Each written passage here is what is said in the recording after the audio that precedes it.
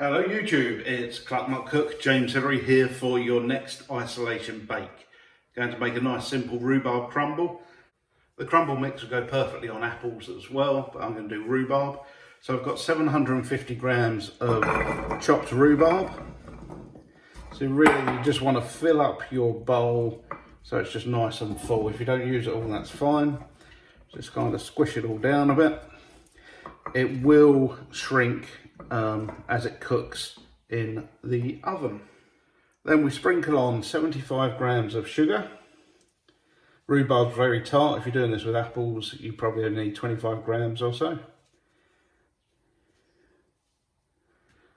And then I've also got a teaspoon of ginger and a tablespoon of cornflour. That will just help thicken up the juices as they release in the oven. So just sprinkle that over the top as well. Get it all going round.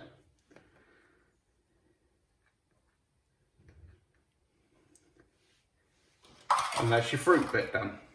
Set that to the side and we'll make the crumble mix. So the crumble mix is 100 grams of plain flour, 100 grams of demerara sugar, and 75 grams of cold chopped butter.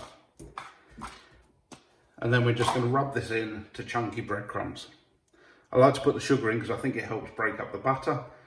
You could use plain sugar or caster sugar, granulated sugar if you don't have demerara. Demerara just gives it that extra crunch. So with your fingertips you just break the butter into the flour and start bringing it together into lumps.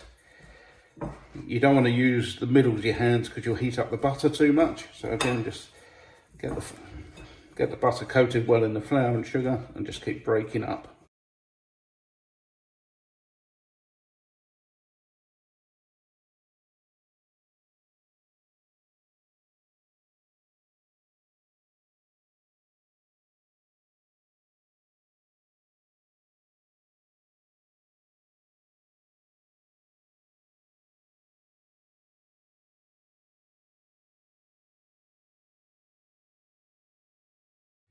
Once you've rubbed it into nice breadcrumbs, just add in the oats and mix them through. Gives it a nice crunchy topping.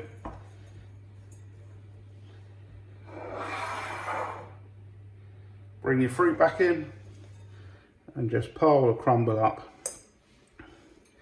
Start from the middle and just work your way round.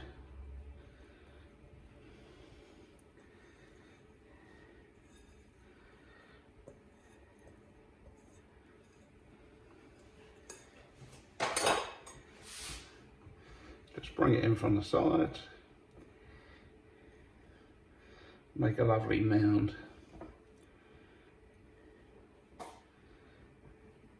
Then that will settle down. As it bakes, it will just all shrink down and come up to a lovely crumbly top. Oven temperature will be 180 degrees C, 160 C fan, 350 Fahrenheit. Pop it into the oven for around 50 minutes until golden brown on the outside and the juices are bubbling through. And there we go with the finished rhubarb crumble. Nice golden brown with a nice juicy bit on the side. Let it cool down for a bit. And take a lovely scoop out from the bottom.